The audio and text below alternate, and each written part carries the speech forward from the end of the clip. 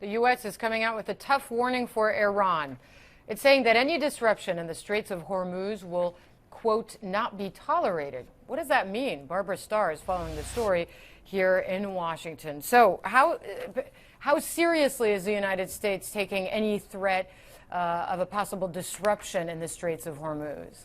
Well, you know, Hala, rhetoric and action is ramping up in the last few days. Right now, out in that area, we are seeing the Iranian Navy conduct several days of war games out in the North Arabian Sea, just outside the strait. And we are also seeing from the Europeans discussion of an embargo against Iran to try and encourage them to stop their nuclear program.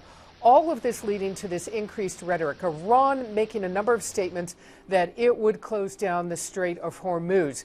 So we went to the U.S. Navy and asked them about that. The U.S. Navy Fifth Fleet, located in that region in Bahrain this morning, coming out with that very tough language. Let me read to you what the U.S. Navy is saying about this now. Quote, anyone who threatens to disrupt freedom of navigation in an international strait is clearly outside the community of nations. Any disruption will not be tolerated.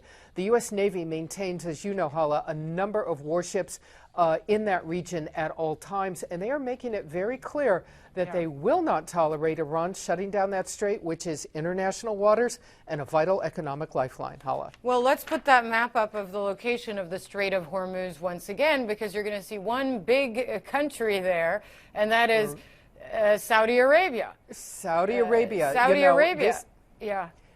This is all about oil prices and the freedom of navigation of oil and other goods through the strait. Oil over $100 a barrel right now, of course, crude oil. The Saudis are thought to be maybe able to talk to the Iranians. When we were out in the region last week with the chairman of the Joint Chiefs, we made a stop with him, of course, in Saudi Arabia.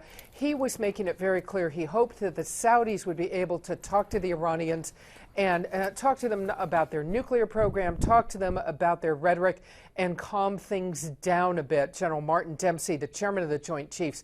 The Saudis now will be the linchpin. If the Iranians were to make a move, would the Saudis raise their oil production levels to try and bring the market back into balance? This is as much economic warfare as it is anything else. But the U.S. Navy, the Obama administration letting the U.S. Navy this morning take the lead in talking about this, that a disruption will not be tolerated, that the U.S. won't allow the strait to be shut down.